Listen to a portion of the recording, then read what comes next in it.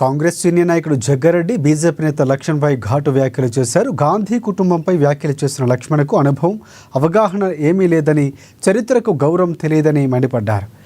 BJP Laxman వయస్సు 69 ఏళ్లు, స్వతంత్రం వచ్చి 78 ఏళ్లు అయినప్పటికీ ఆయనే పుట్టలేదన్నారు.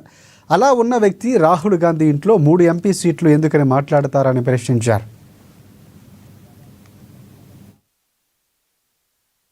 రాహుల్ గాంధీ గారు వాళ్ళ ఇంట్లో 3 ఎంపీలు అంటే, అందుకే నేను అన్నా డాక్టర్ లక్ష్మణ్ గారు, చరిత్ర ఎవరు కాదనలేము, చరిత్రగానే ఉంటుంది, తరాలు గడిచిన చరిత్ర ఎప్పటికీ ఉంటుంది. ఇది చరిత్ర ఇది కాదు అని డాక్టర్ లక్ష్మణ్ గారు అన్నా, బీజేపీ నాయకులన్నా, అది దేశ ప్రజలు దాన్ని ఒప్పుకోరు. అధికారాలు ఉంటాయి, అధికారం రాదు, అదొక సపరేట్ పార్ట్ అది.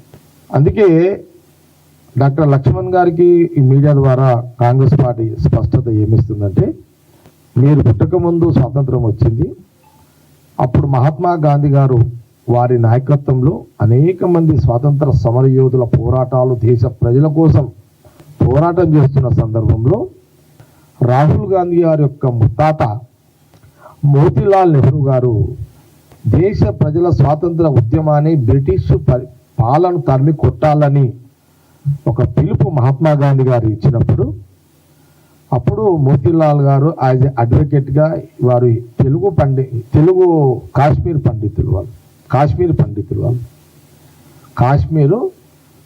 పండితులు చాలా సందర్భంలో చెప్పిన వాళ్ళు బ్రాహ్మణ్స్, కాశ్మీరు పండితులు రాహుల్ గాంధీ గారి యొక్క కుటుంబం అని పలుమార్లు కాంగ్రెస్ పార్టీ నేనే అనేక సందర్భాలు చెప్పడం జరిగింది.